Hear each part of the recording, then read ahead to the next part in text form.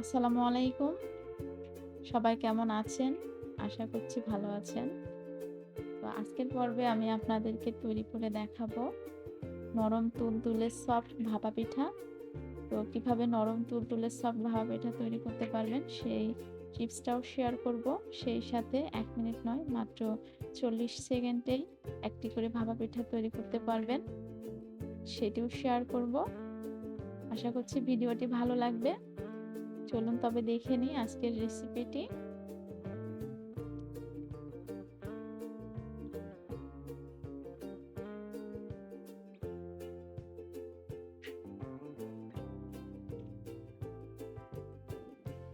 আমি এখানে প্রায় ২.৫ কাপের মতো চাউলের গুঁড়া নিয়ে নিয়েছি। এখানে ভেজা চাউলের গুঁড়াটা নিয়েছি। আপনারা নরম তুলতুলে সফট যদি ভাপা পিঠা চান সেক্ষেত্রে অবশ্যই শুকনা চালের গুঁড়াটা নেওয়া যাবে না।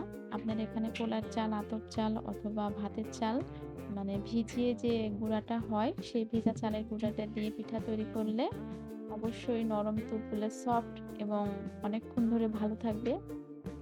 আর শুকনো চালের গুঁড়ো দিয়ে পিঠা তৈরি করলে সেটা শক্ত হয়ে যায়।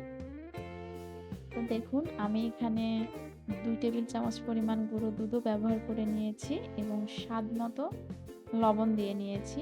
নিয়ে আমি এটাকে আস্তে, আস্তে অল্প, অল্প করে পানি দিয়ে একটি আটাটা মেখে নিচ্ছি। ভাপা পিঠার জন্য যেমন মানে আটাটা দরকার সেজন্য। তো আমার এখানে প্রায় ১ কাপের একটু কম পানি লেগেছে।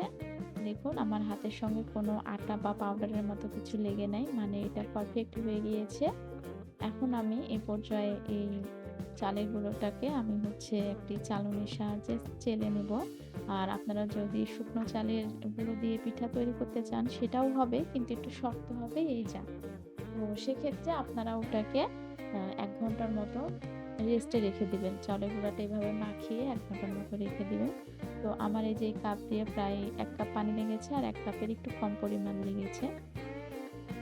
তো আমি এ পর্যায়ে মেখে নেওয়া সেই চাউলের গুঁড়াটাকে একটি চালনির সাহায্যে সুন্দর মতো করে চেলে নেব। যাতে পিঠাটা খেতে ভালো লাগে। আর ভিতরে যে অনেক সময় বড়, বড় যে গোটা, গোটা থাকে তো সেটা দিয়ে পিঠা বানাইলে তো ভালো লাগবে না। এজন্য চেলে নিলেই সুন্দর সফট এবং তুলতুলে হবে। তো আটাগুলো আমার চেলে নেওয়া শেষ। এ পর্যায়ে আমি পিঠা বানানোর জন্য নারকেল কুড়ে নিয়েছি আর নিয়েছি খেজুরের গুড়। সেটাকেও গ্রেট করে নিয়ে নিয়েছি। আর চুলায় বসিয়ে দিয়েছি প্রেশার কুকার। আজকে আমি প্রেশার কুকারে ভাপা পিঠা তৈরি করব। আর সেই সাথে লাগবে একটি তেলের তেল ঢালা যেটাকে বলে আপনার কাক বা কর্ক যেটা বলে। একেক জায়গায় একেক রকম ভাষায় এটাকে ডাকে। তো আমি সেইটা নিয়ে নিয়েছি। সেটা দিয়েই আমি বানাবো। তো ১ম এ অল্প একটু ময়দা নিয়ে তারপরে গুড় আর নারকেলটা দিয়ে নিয়েছি। আর তারপরে আমি আবার ময়দা দিয়ে নারকেল মানে ২ টা লেয়ার করে নিয়েছি। দেখেই বুঝে নিবেন। তো আপনারা যদি চান এটাকে দুধ দিয়েও মেখে নিতে পারেন। তো আমি এখানে গুঁড়ো দুধ দিয়ে নিয়েছি জন্য পানি দিয়েই মেখে নিয়েছি, নরমাল পানি দিয়ে। আর আপনারা চাইলে এই ময়দাটাকে এমনি লিকুইড যে দুধ সেটা দিয়েও বানাইতে পারেন। তো দেখুন আমি প্রেশার কুকারের মধ্যে এটা দিয়ে আমি উপরে একটি ঢাকনা দিয়ে ঢেকে দিয়েছি। এই ঢাকনা দিয়ে ঢাকার কারণে প্রায় ৪০ সেকেন্ডের মধ্যে একেকটা পিঠা হয়ে যাবে। আর ঢাকনা দিয়ে না ঢাকলেও হবে কিন্তু একটু ১ মিনিটের মতো সময় লাগে। তো এভাবে আমি পিঠাগুলোকে বানিয়ে নিচ্ছি।